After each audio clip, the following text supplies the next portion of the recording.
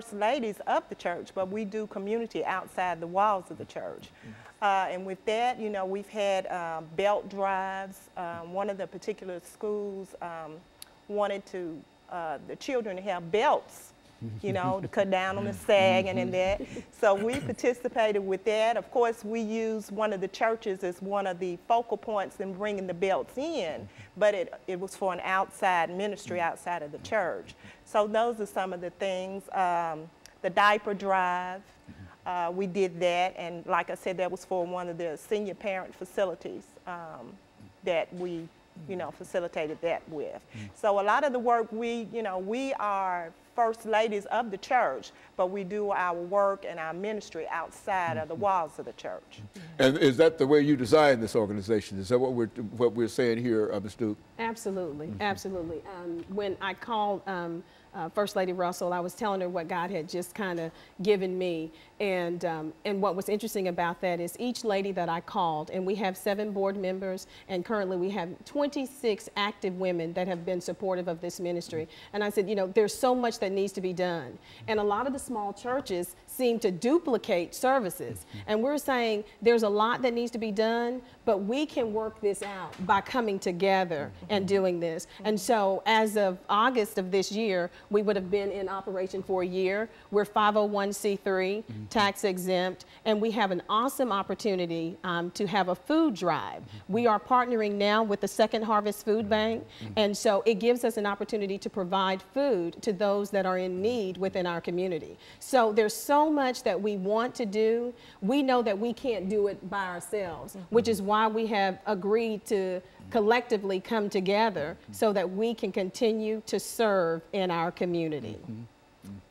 And of course, Ms. Russell, looking at what Ms. Duke has said in reference to reaching out, I would imagine that your church is probably doing the same thing in terms of the reaching out as well. Is that yes, sir. Yes, sir.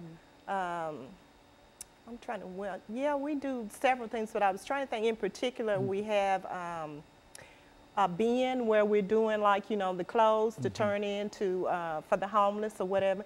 So yeah, it's, you know, it's just so much to be done. But like Sister Duke has said, a lot of our churches are small, and it takes, you know, us to work together in order to have a greater or bigger impact.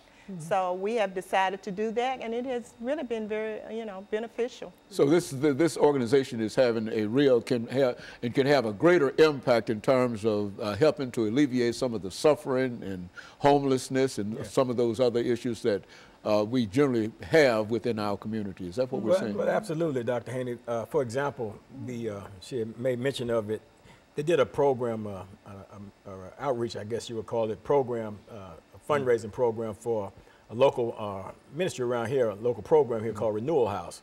Renewal House caters to women and children who are on drugs and the like, and helping them make that transition. So they did a fundraiser, raising, you know, Pampers and all that kind of stuff for that particular program. And it was a great program, but you know what was really excellent about that program was when Dr. Russell came in and did his piece, his PowerPoint presentation on child abuse and child abuse prevention and stuff. Learned so much in that setting right there. So so what they're doing, they're out here ministering, they're educating the people, and then they're going over into the disciples' villages, and they're serving and ministering to the elderly and having fun with them, and playing the game, just doing all that kind of stuff like that. And then that jail and bail. Boy, that was really fun. That was good. You know, that little program, little show. I mean, it was really great. You know, and it was awesome. But it helps to bring people together, and it's more than just a Sunday kind of thing, dealing with Christianity and et cetera. It's a sort of community kind of thing, and I understand. And the question I might raise here is, how did that belt